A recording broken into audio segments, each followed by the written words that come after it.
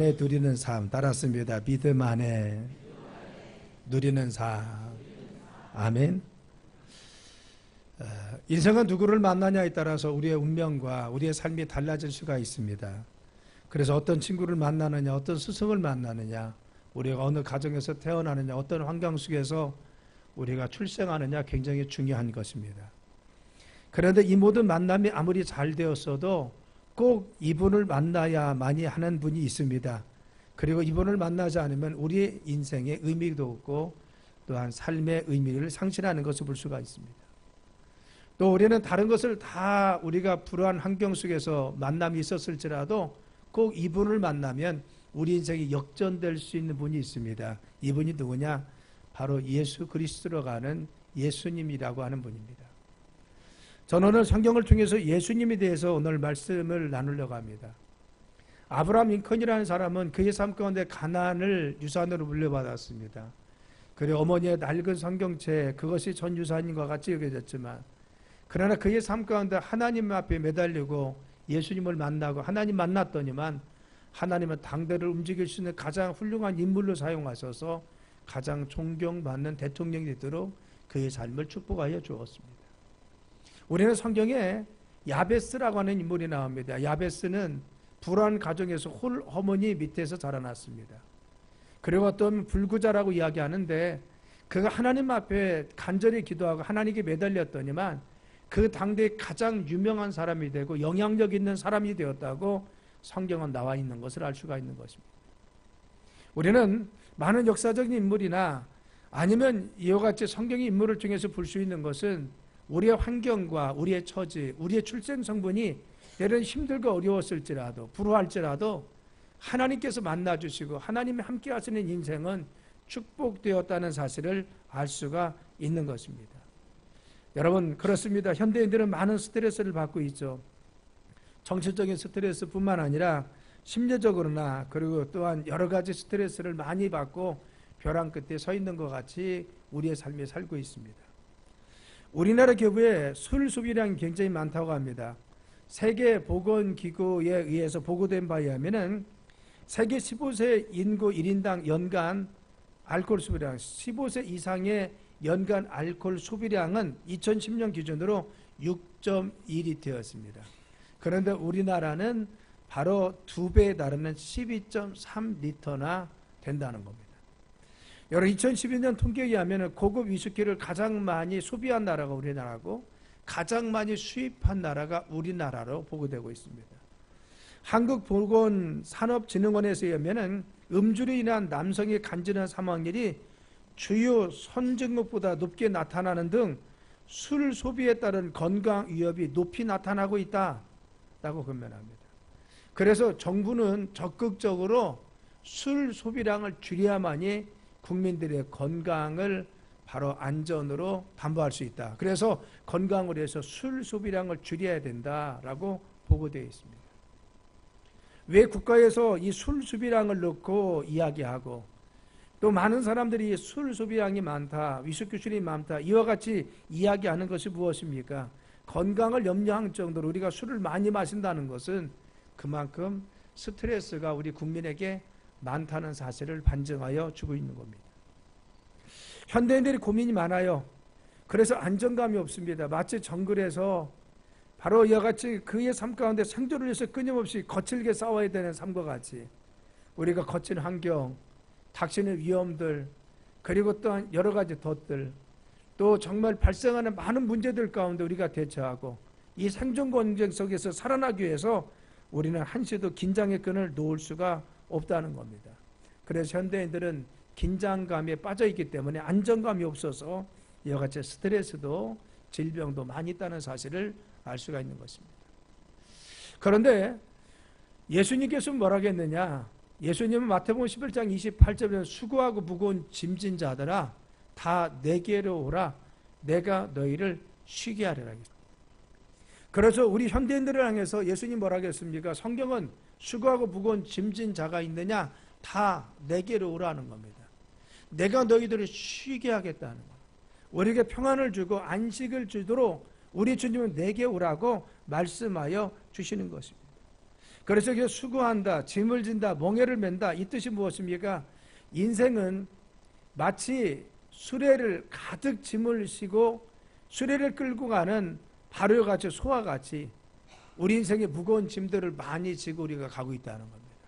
자녀에 대한 부담의 짐, 환경의 어려움 속에서 내가 이걸 헤쳐나가는 짐, 여러 가지 질병의 위협 속에서 우리가 건강을 지켜야 되는 짐들. 여러분, 우리는 수없이 많은 짐들을 많이 지고 있습니다. 때로는 우리가 직장을 생활하면서, 때로는 내가 기업을 운영하면서, 때로는 내가 자그마한 자영 사업을 하면서, 여러분, 우리는 많은 스트레스를 받으면서 짐을 지고 가는 것이 사실인 것 같습니다. 그래서 수고하고 무거운 짐진 자들이 현대인들인데, 너희 수고하고 무거운 짐진 자들아 다 내게로 오라는 겁니다. 예수님은 예수님께 너희들이 오면은, 교회에 나와서 예수님께 나오면은 내가 너희들의 모든 무거운 짐을 다 예수님께서 짊어지셔서 바로 우리를 쉬게 해주신다는 것입니다. 우리에게 쉬도록 우리 주님께서 우리에게 요청하시고 내게 오라고 했습니다. 우리는 쉼이 필요한 존재죠. 때로는 정신적인 쉼도 필요하고 또한 마음의 쉼도 필요합니다. 내가 너무나 힘들고 어려워서 늘 쫓겨 살기 때문에 쉬었으면 좋겠다라는 생각이 듭니다.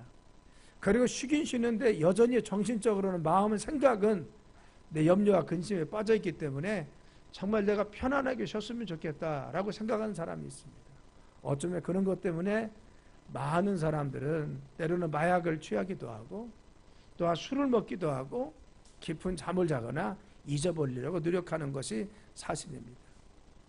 여러분, 마음의 쉼이 필요한 것이죠. 마음이 편치 않으면요, 아무리 고래든 것 같은 집에 살아도요, 우리가 행복하지 않은 겁니다. 그런데 우리의 삶 가운데 마음이 편하면 좀 환경이 어려워도 내 삶에 좀 무엇인가 잘못되는 것이 있어도 마음이 편하면요, 우리의 삶이 행복해지는 것입니다. 중요한 것은 마음의 쉼인 거죠. 그런데 현대인들은 마음의 쉼이 없습니다. 늘 쫓겨다녀야 되고 무엇인가 경쟁해야 되고 우리의 삶에 무엇인가 문제를 해결해야 되고 이 마음에 쉼이 없습니다. 그런데 이와 같이 지쳐있는 인생을 향해서 예수님은 내게 오라고 말씀하여 주십시오. 내게 오면은 너희를 쉬게 했다는 겁니다. 우리가 주님께 나오면요, 주님 우리에게 안정감도 주고 쉼을 주십니다. 그런데 성경 요한복음 14장 27절에는 평안을 너희에게 끼치느니 곧 나의 평안을 너희에게 준다겠어요. 내가 너희에게 주는 것은 세상에 주는 것 같지 아니하니 너희는 마음에 근심도 하지 말고 두려워하지도 말라고 했어요. 우리 주님은요, 우리가 주님께 나가서 예수님 믿으면 교회 나와서 하나님 열심히 믿고 우리가 기도가 주님께 맡기면은 우리 주님이 우리에게 주시는 평안은요, 세상에 주는 것 같지 않습니다. 세상에서 얻을 수 있는 평안이나 기쁨이 아닙니다. 그래서 믿음의 사람들은 무엇인가 다릅니다. 믿음의 사람들을 보면요, 삶은 문제가 해결되지 않았는데 그런데 그들의 마음을 정말 평안합니다. 내 삶에 문제가 있는데 예배드리고 기도하고 돌아가는 사람 마음을 보면 정말 평온해지고 두려움이 사라졌습니다. 여러분, 왜 그렇습니까?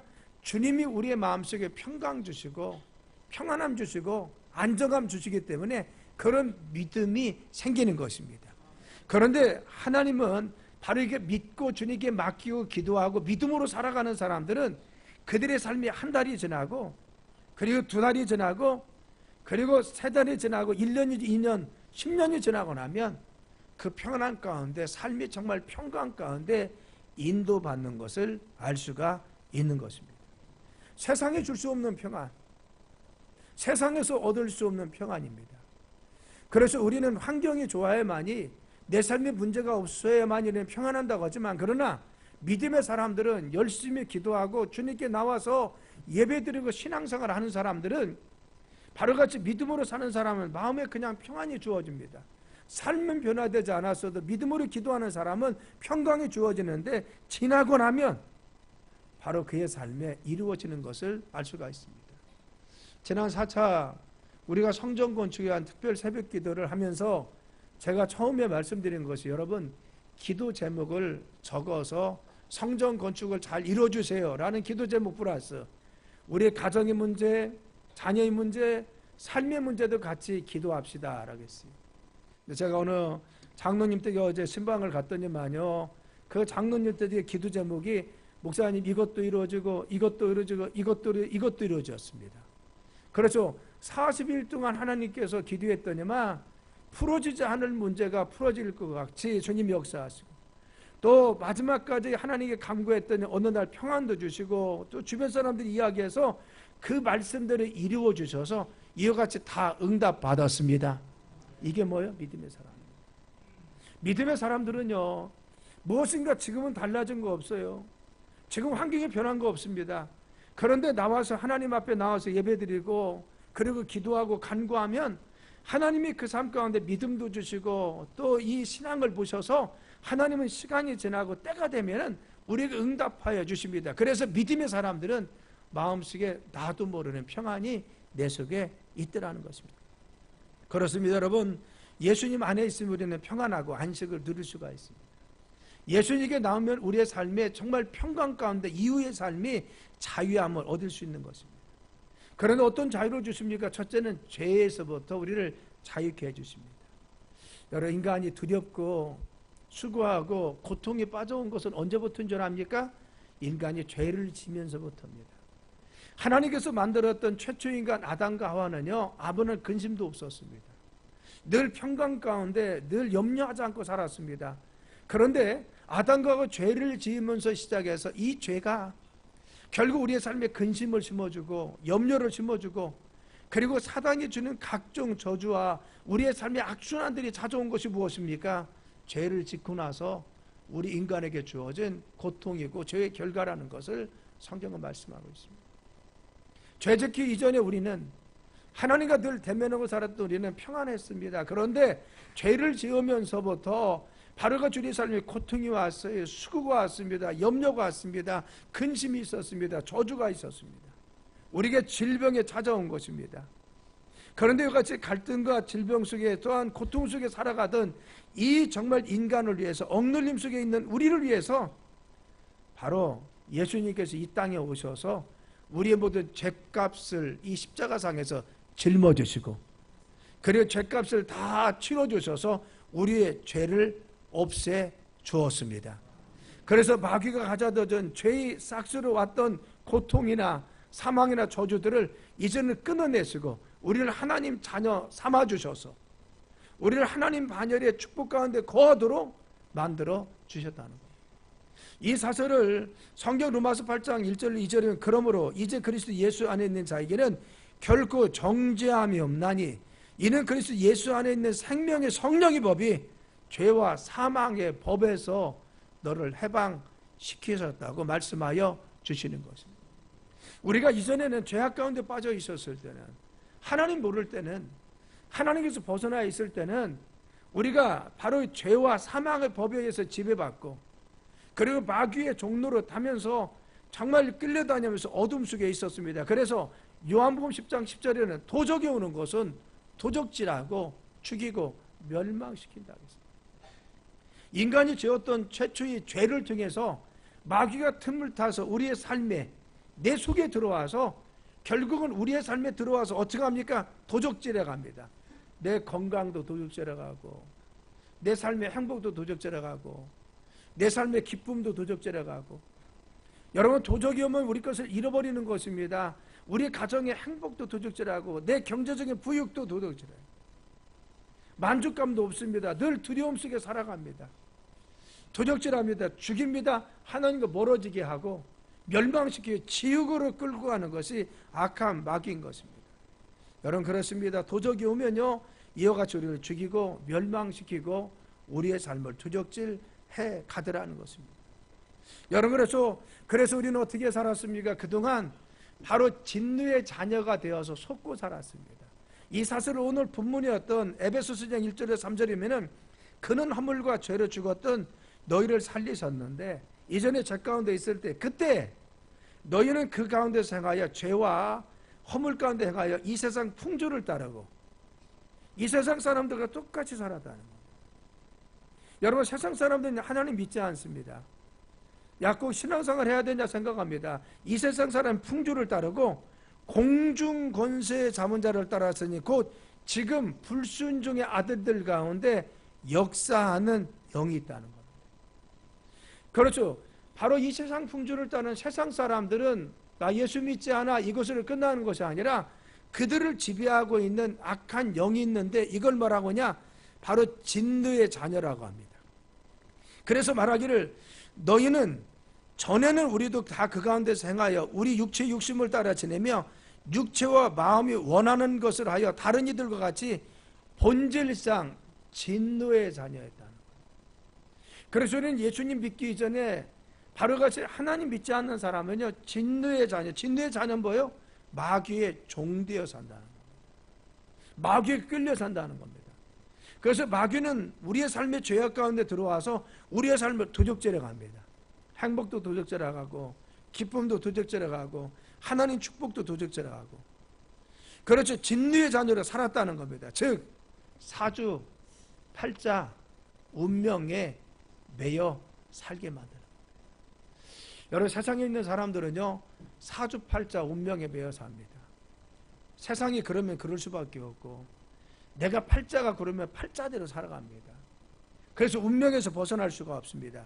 그런데 이 사주도 팔자도 운명도 바꾸어 놓는 분이 누구냐? 예수 그리스도인 것입니다. 우리를 저주의 끈에서 해방시켜 주시고 악한 마귀 사다는 것을 사주, 팔자, 운명에서 벗어나서 우리의 삶의 새로운 운명으로 태어나고 새로운 삶과 소망 가운데 우리의 삶을 살아가도록 해방시켜 주신 분이 누구냐? 예수 그리스도입니다. 그래서 그는 허물과 죄로 죽었던 너희를 살리셨도다. 전에는 너희가 진노의 자녀였는데 이제는 예수님 믿으면 예수님 안에 있으면 너희가 전에 해방되어서 진노의 자녀의 끈에서 벗어나서 이제는 새로운 운명, 새로운 삶을 살 수 있는 믿음의 하나님 자녀 된다고 말씀하여 주시는 것입니다. 그래서 여러분 에베소서 2장 1절은 그는 허물과 죄로 죽었던 너희를 살리셨도다 라고 했어요. 마귀의 손에서 우리를 구출해냈다는 겁니다. 그렇죠. 죄악의 손에서 우리를 건져냈다는 겁니다. 그래서 진노의 자녀가 아니라 하나님 자녀 되게 하셨다는 것입니다. 그래서 4절을 7절이면 긍휼이 풍성하신 하나님 우리를 사랑하신 그 큰 사랑을 인하여 라고 했어요. 우리를 긍휼히 보시는 하나님은 죄악 가운데 우리가 저주의 틀 그리고 또한 고통 고민 속에 살아온 우리들에게 인생을 도둑질 받는 우리를 불쌍히 여기셔서 그 큰 사랑했어요. 이 그 큰 사랑이 무엇입니까? 여러분 예수님이 우리 죄를 위해서 이 땅에 오셔서 우리 죄값을 대신 짊어지시고 하나님의 아들이 대신 죽어 우리를 살리신 것이 그 큰 사랑인 줄 믿습니다. 아멘. 여러분들의 친구가 잘못했으면 대신 감옥 갈 수 있어요? 그렇게 하지 못합니다. 내 친구가 사형당할 일 있으면 내가 대신 죽을 수 있습니까? 그렇게 할 수 없습니다. 더더군다나 다른 사람이 지금 사형받아야 하는데 내 자녀 대신 죽으라고 그곳에 집어넣을 수가 있어요? 그렇게 할 수 없습니다. 내 목숨보다 더 아까운 더 소중한 자녀는 더 줄 수가 없습니다. 그런데 그 큰 사랑은 무엇입니까?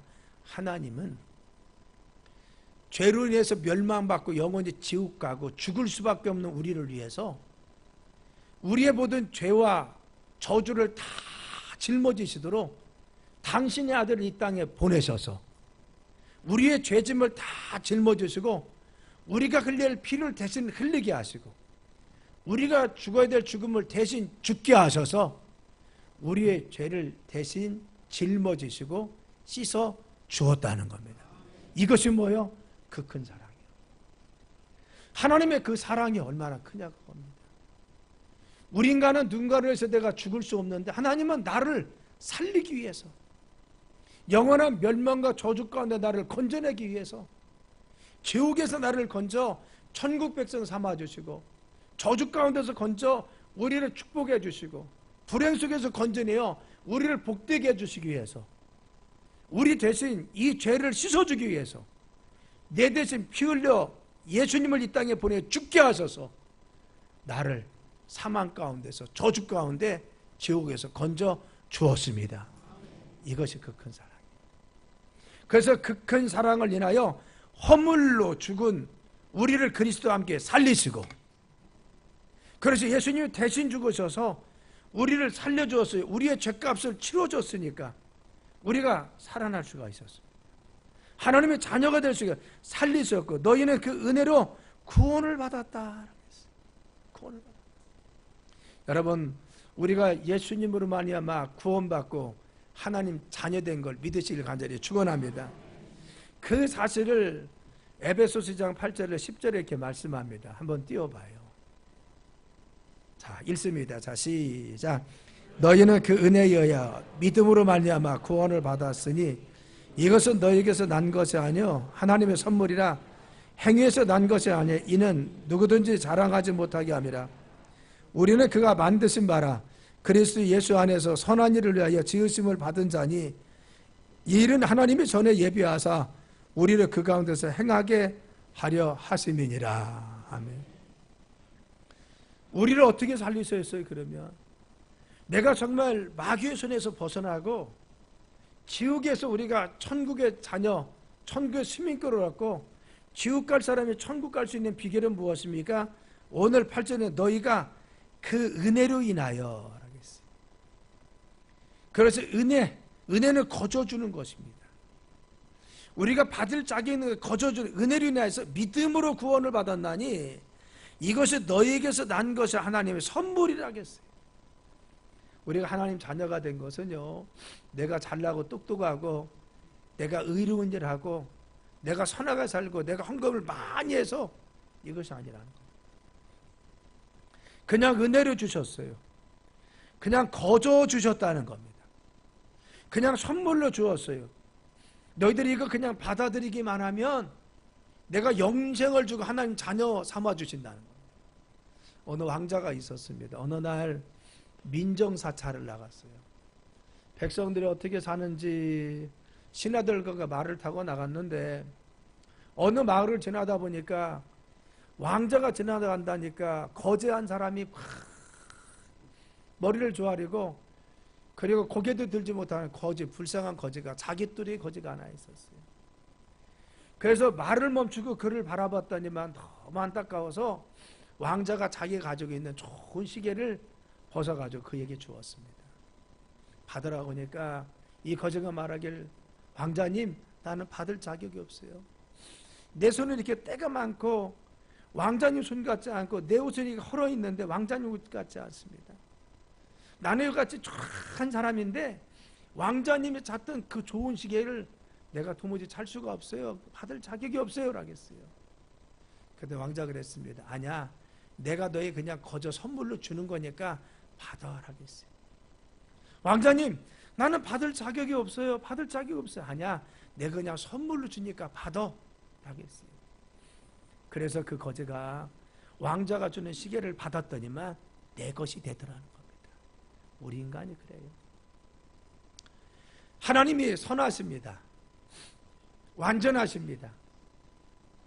그리고 정말 온전하신 하나님이, 거룩하신 하나님이 우리 인간에게 찾아오셔서 말씀하시기를, 내가 너의 죄짐을 대신 지고 내가 너를 위해서 대신 죽었어.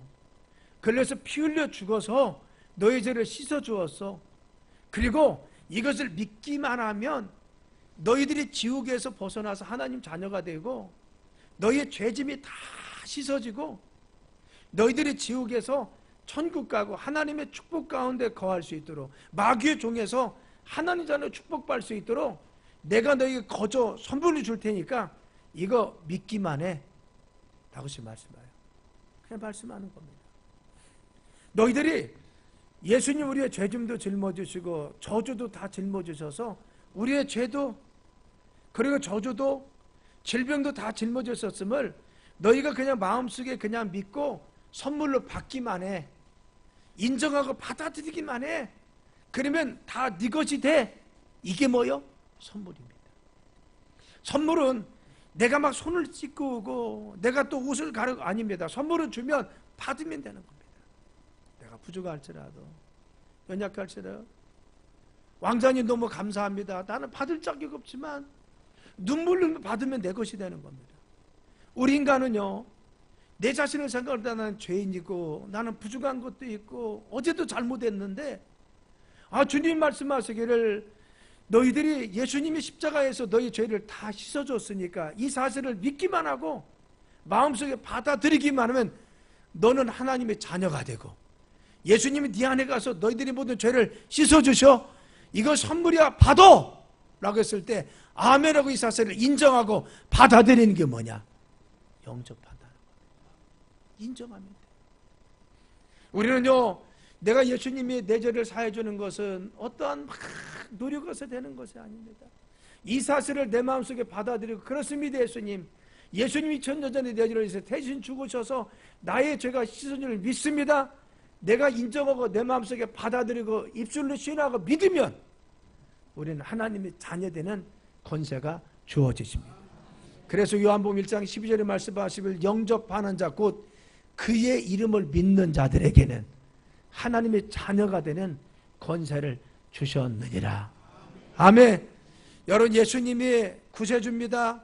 예수님이 구원자입니다. 예수님이 내 죄를 돌아가신 메시아입니다. 이 사실을 네 마음속에 받아들이고 인정하기만 하면 영접이 뭐요? 들어오세요. 영접이죠. 내 마음속에 이 사실을 인정하는 겁니다.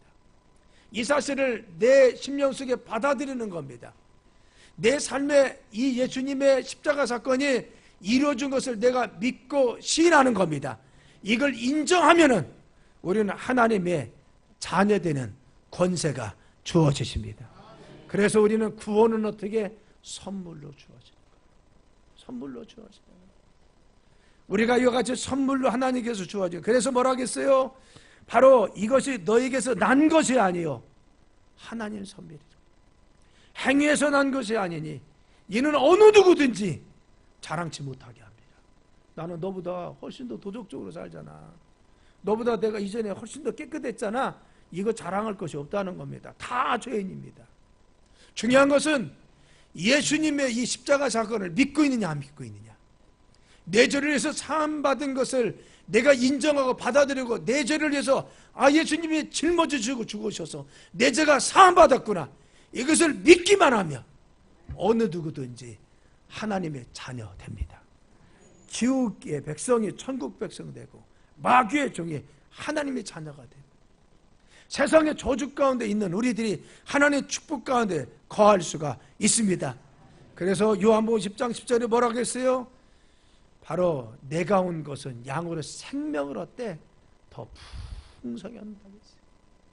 우리의 삶이 영생도 주시고 천국 백성 삶을 뿐만 아니라 풍성히 누리게 하십니다. 내 삶의 기쁨도 누리고 행복도 누리고 축복도 누리고. 믿습니까? 우리가 교회나 신앙생활 열심히 하고 기도하면요 하나님 응답했어요. 나도 몰라 그냥 지나고 나니까 응답됐어요. 내 삶에 건강도 주시고 자녀들도 형통케 해주시고 문제도 풀어주시고. 왜? 기쁨 주셔. 나도 몰라요. 기도하면 기쁨이 있어. 그런데 지나고 나면 주님이 응답하여 주십니다. 아멘.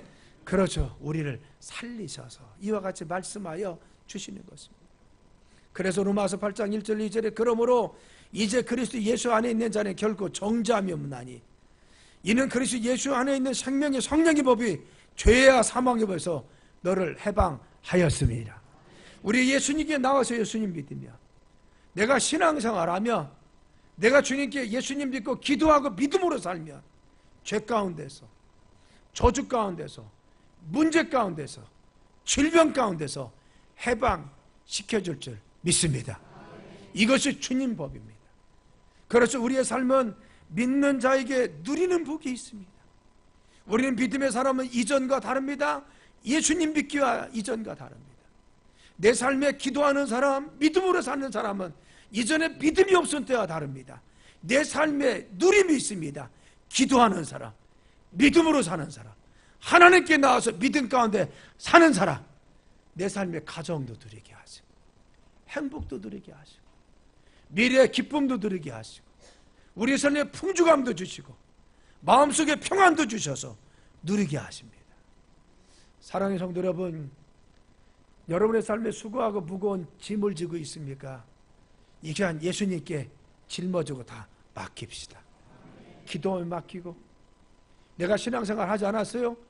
지금부터 신앙생활 열심히 하면서 우리 주님께 예수님, 내가 무거운 짐이 네 끝이 맡깁니다. 맡기면 됩니다. 여러분, 교회는 다녔는데 내가 기도하지 않고 믿음이 없어서 맡기지 못해서 인생에 곤고한 짐이 있습니까? 나가세요. 수고하고 무거운 짐진 자들아, 다 내게로 오라. 내가 너희를 쉬게 하라겠어요. 너희는 나의 멍에를 메고 내게 배우라. 내 멍에는 쉽고 가벼웠다 하겠어요.